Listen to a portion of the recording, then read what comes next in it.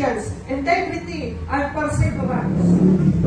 Naman, diha nga si Joseph, midagan, kay mingon ba ng asawa sa usang kagalon, mingon siya nga, Joseph, itulong ano daw, dali na mo dirian. Amo, ituyo siguro bilin itong iyang tuwalya. So kita tunol kay Joseph. Doon ko rin sa banyo ba o aso ba? Doon ko rin ihatag sa ako ang tawid.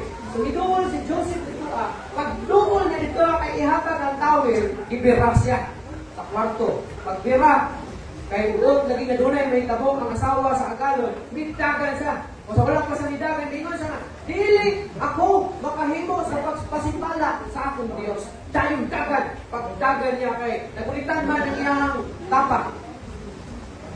Dili sa likod. Pagbulit ka ron, nabilin. Pagbilin ka ron, isakit ang asawa. Kung di-skandalo, naghimo sa iskandalo, mingon siya, kuhaan ko, giatin ko ang lukos ni Joseph. Ang piliyalan sa akong bana. So, sa dihang niabot ang iyang bana, o tisukuha, gidakop o gibilanggo si Joseph. O dito sa prisuhan, siya nabilanggo sunod sa mga katuig. Can you imagine? Paringan na karon, dagang mga istorya, dagang na preso, na wala sa na, posible.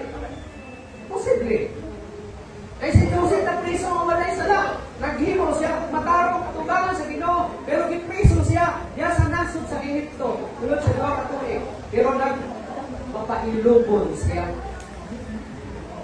Uban sa pag-amping sa iyang integrity.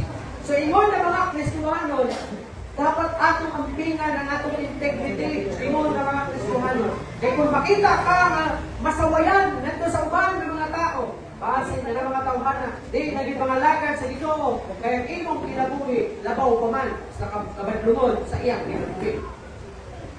So may integrity and perseverance, wala siya muriklamo. Idawat niya ang punishment, isang walay iko nga sumbanan sa justisya o sa hukom, nagipakanakong batok na niya. So nagpailog siya, sulod sa bilangguan sa daghan ng mga panahon. And then, ay mo siyang honest, forgiving, and did not retaliate. Kung pasabot ani, napriso siya because of his honesty. Dahil kung honest ka, mapriso ka. Murag inani. Kung ay ka tinukod, mapriso ka. Pero mas maayo na magtugan ka tinukod. Kaya dili man para sa ikalipay sa lakong sa imo, kung dili para sa ikalipay sa imo. And then forgiving and did not retaliate. Dalaman, sa diyan na siya sa prisuhan, wala din siya magtanong o kasuko.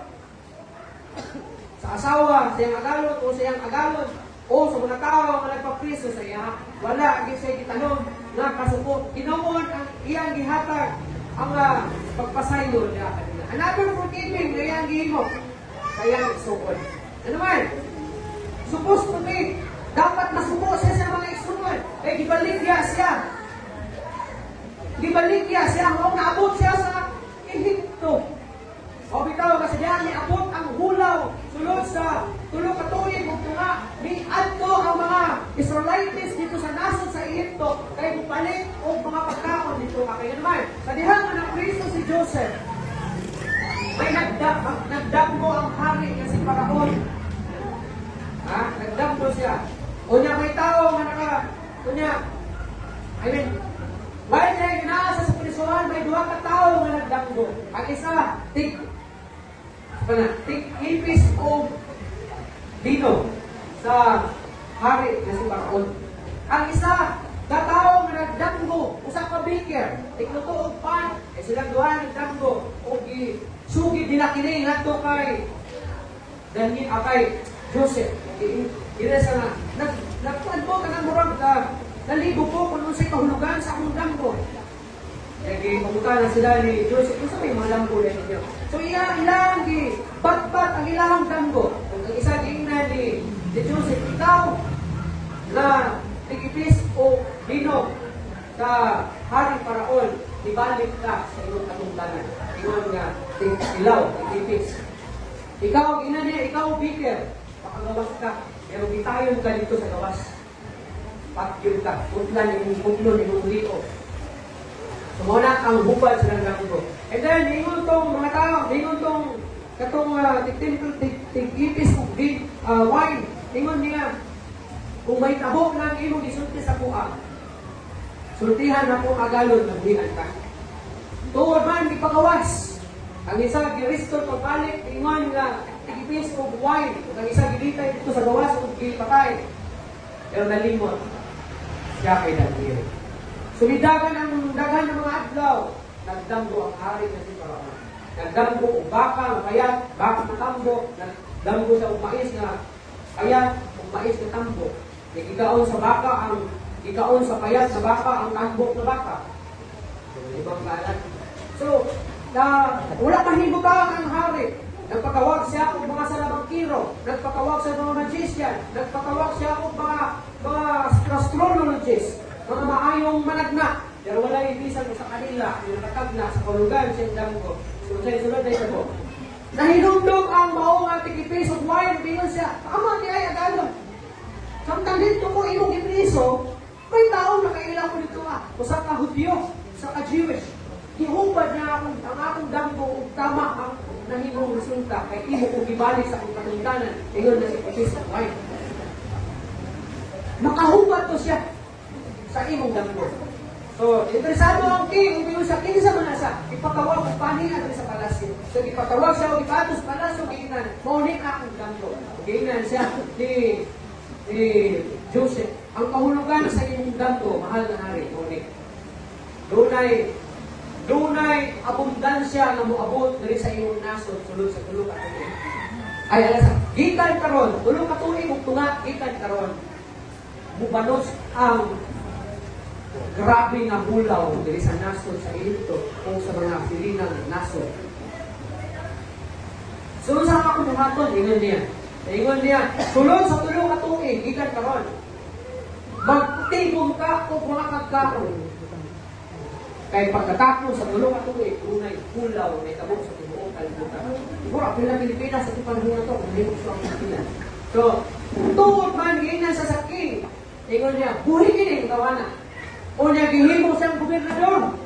Dali, can you imagine? Gihimong gobernador si Joseph o Ginan. Ikaw ang magdumala sa pagkaon ni ining nasod. Kung yung saon na makatigong ka, makapangadlag ka, arang sa tulo ka tuig, tunga ka pulaw. So, nahimo siyang gobernador o ilalom sa iyang panggamhanan ang pagkaon. So, nagpapugas siya, udangan ng mga palay sa nasod sa Egypto o gitigong nagtigo sila pagkaon nga igo na maka-survive sila sa bulaw, sulod sa bulaw. Then, ipanos ang pulaw. And then, apektado ang Israel. Dito, ipadala sa amahan niya sa Jacob, ang iyang mga anak. Dito sa Egypto, ang mga angkat kung pagkaon dito ay apektuhan sila sa bulaw.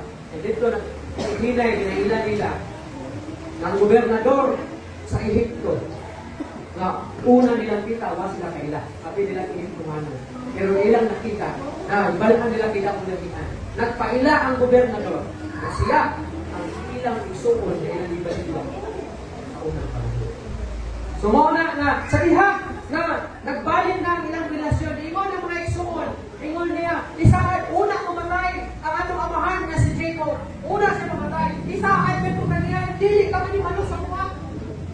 Ingon ni Joseph sa iyang nagsuon, akong isaad, dili ko manimalos sa ninyo, tungkol kining tanan na itabok kanako, dunay purpose. Kung saan purpose sa Ginoo? Kung wala siya gibaligya dito sa Egypto, patay ang mga Israelites. Kaya dili makaangkat ang pagkaon sa Egypto. Pero tungkol kay Joseph, na nahimong gobernador sa Egypto, nakakaon ang mga Israelites. Kapil na yan. So, ingon na, kining tanan, may purpose sa Ginoo. Sa ito yung Ginoo, kung ano ninyo kung ibalik niya, ano na preso mo, kaya para mahimo kong gobernador. Ito panahon na. Now, grabe ang iyahang forgiveness. Grabe ka forgiving si Joseph. And did not retaliate. Wala din siya maghunahuna ang mga malos. Wala din siya maghunahuna ang mabalos siya sa mga isukon, hindi ibalik niya siya. Tinungod, grabe ang iyahang pagkakapila sa ito. Another thing na ang ay nagsundo sa kinabuhi ni Joseph is fear of God and faithfulness to God. Can you imagine?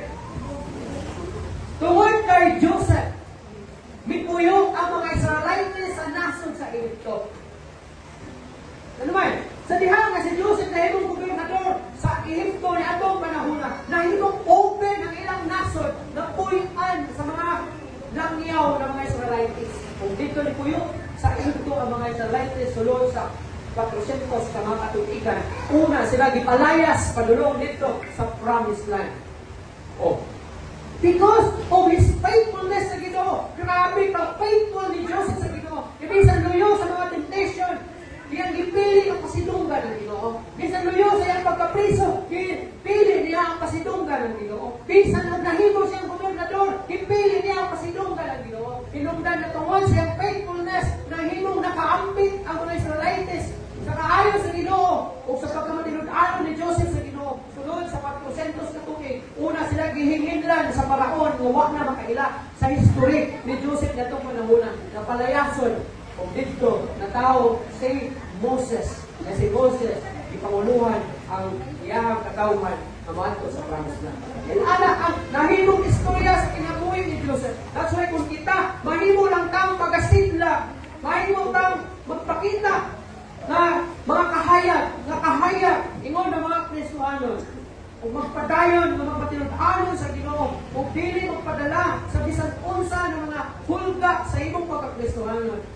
Ang Ginoo, panalangin kayo. Ang Ginoo, malipay sa inyo.